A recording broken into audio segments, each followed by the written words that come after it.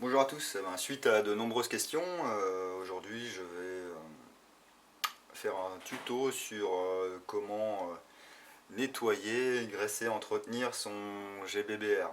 Alors en avant-propos, j'aimerais préciser que c'est en aucun cas la parole de Dieu, hein. C'est ce que je fais sur mes répliques depuis plusieurs années. Jusqu'à présent ça fonctionnait, j'ai pas eu de gros soucis, voire même pas du tout. Donc c'est que ça doit à peu près fonctionner. Alors, de quoi je me munis lorsque je fais l'entretien de mes répliques? Tout d'abord pour le nettoyage, de l'essence F, qui est un dégraissant détachant, qu'on peut trouver dans à peu près toutes les grandes surfaces, hein, ou les magasins de bricolage. De l'huile de silicone, donc là en l'occurrence de l'huile GHK, mais il y a d'autres marques, hein. De la graisse multi-usage au lithium, pareil, hein, disponible dans tous les magasins de bricolage. Et le petit truc que j'aime bien utiliser, moi, c'est de la graisse, de l'huile au téflon. Je saurais pas vous dire où je l'ai trouvé. Ça doit faire une quinzaine d'années que je l'ai, ce petit tube là. Et il en reste encore un petit peu dedans. Voilà. À la base, c'était pour l'entretien de pistolets automatiques. Donc, on doit pouvoir en trouver encore en armurerie. Voilà.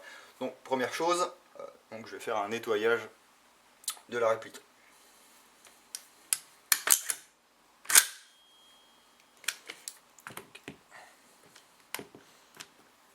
Je démonte.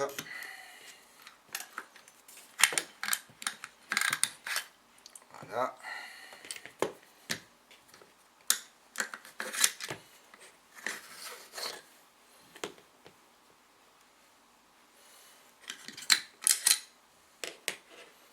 Donc on va enlever toute cette graisse un peu sale.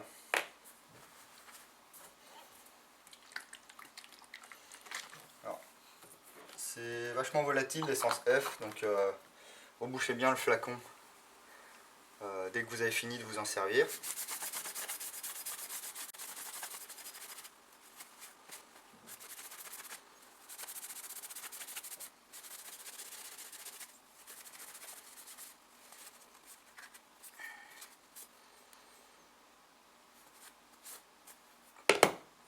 Hop. Là on voit bien que c'est tous les résidus, la graisse noire et tout qui est bien sur le chiffon. J'en profite pour faire aussi la poignée de chargement.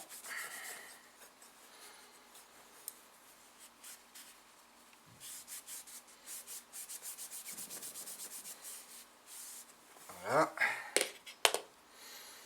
Et bien entendu, sur le receveur supérieur, hein, pas de souci.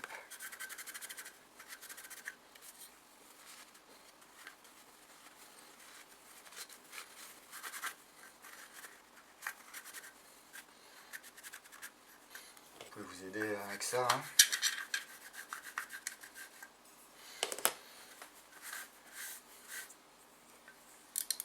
Hop. Hop.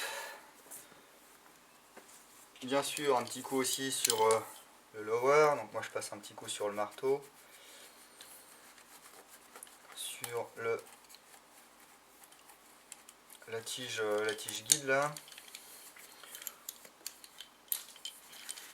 Dans le puits de chargeur.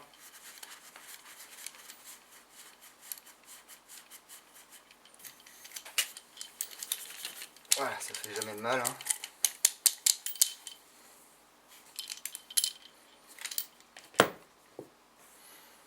Voilà, donc là déjà on est dégraissé. Ensuite au niveau du nozzle, vous voyez là, au niveau du joint, voilà, c'est plus très gras là. Du coup l'étanchéité est... Bon, elle est bien, mais elle est moins bien que d'habitude. Donc là sur ce joint, j'applique de l'huile silicone. Alors attention, parce que si vos joints sont eux-mêmes en silicone, ça va les faire gonfler et ils vont bloquer. Donc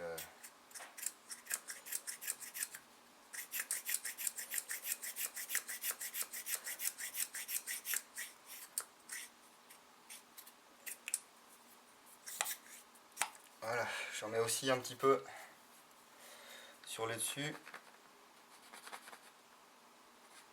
Vraiment une goutte, hein.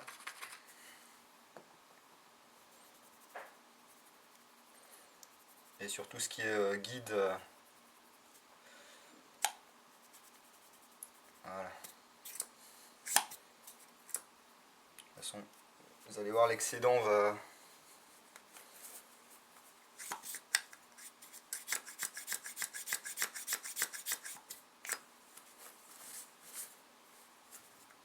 Voilà.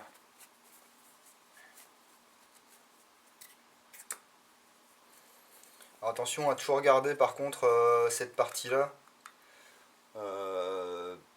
bien sèche et qu'il n'y ait pas de lubrifiant. Alors si vous voulez en mettre un petit peu sur les tenons, pourquoi pas. Moi je suis pas trop pour parce que ça peut faire un petit peu ventouse après, c'est pas top.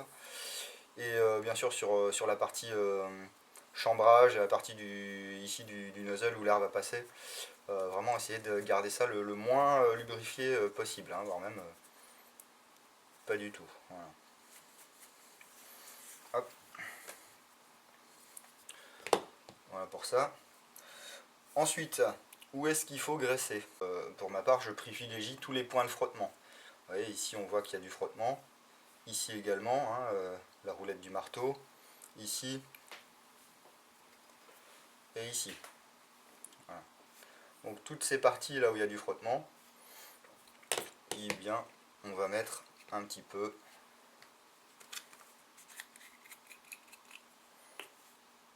vraiment très très peu, hein.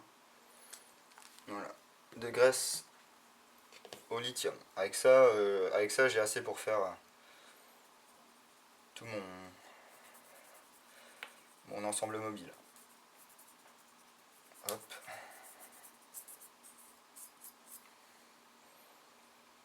Alors pas la peine d'en mettre là partout, enfin bref, s'il n'y a pas de frottement, hein, ça sert à rien.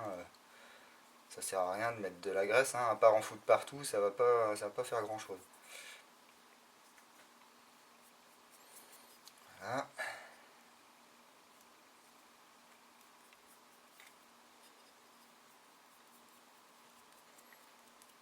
Voilà. Là pareil, si vous en mettez trop, ça va faire un effet un petit peu de ventouse et votre cycle va être freiné. Et ça, bien entendu, c'est pas ce qu'on veut. Hop, voilà. Alors je mets rien du tout moi sur toute cette partie là. Parce que comme on en met sur l'ensemble mobile, en fait là ça va se graisser tout seul, hein. Voilà. Ensuite, ce que j'aime bien, c'est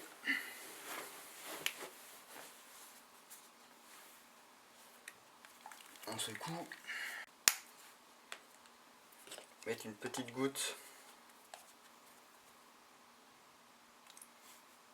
d'huile téflonnée. C'est assez visqueux. Enfin, voilà. Voilà, j'en mets une goutte là, une petite goutte là. En fait, celle-là c'est vraiment une graisse super, hein. Parce qu'avec une goutte, ça suffit. Ok. Donc là, ben,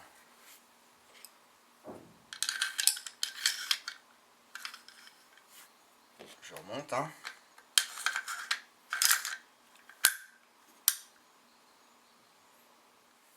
Et alors au niveau de ma mécanique là,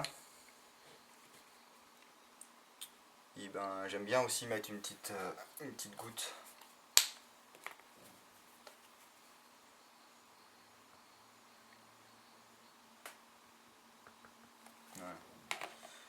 téflonner un petit peu sur la roulette, etc.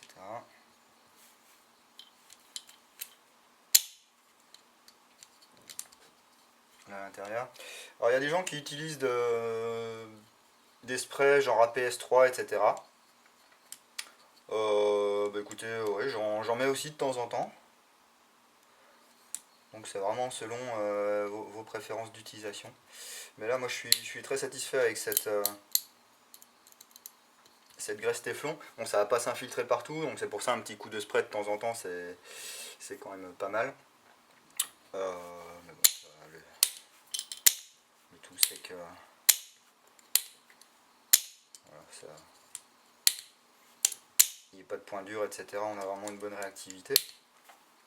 Et puis bah il n'y a plus qu'à remonter tout ça. Hein. Donc, c'est spécifique sur ce 416C. Voilà.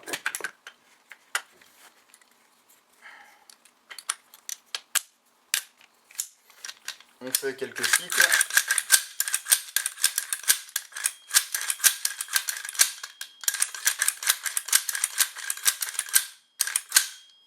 Voilà, on voit bien que naturellement le peu de graisse que vous aurez mis il va s'étaler, il va vraiment se répartir. Cyclez bien, pourquoi le faire maintenant et pas le faire plus tard, parce que tout simplement tout l'excédent de gras que vous avez mis, si vous en avez mis trop, bah vous allez pouvoir le retrouver des fois qui va couler par ici ou qui va couler voilà, entre le upper et le lower.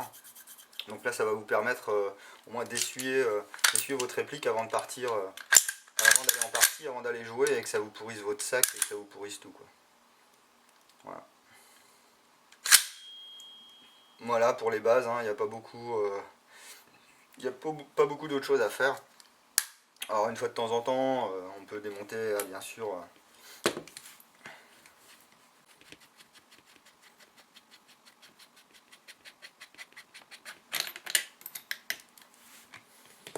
Si ça vous amuse. Voilà, perso, je vous le disais, moi je mets pas de graisse sur cette partie.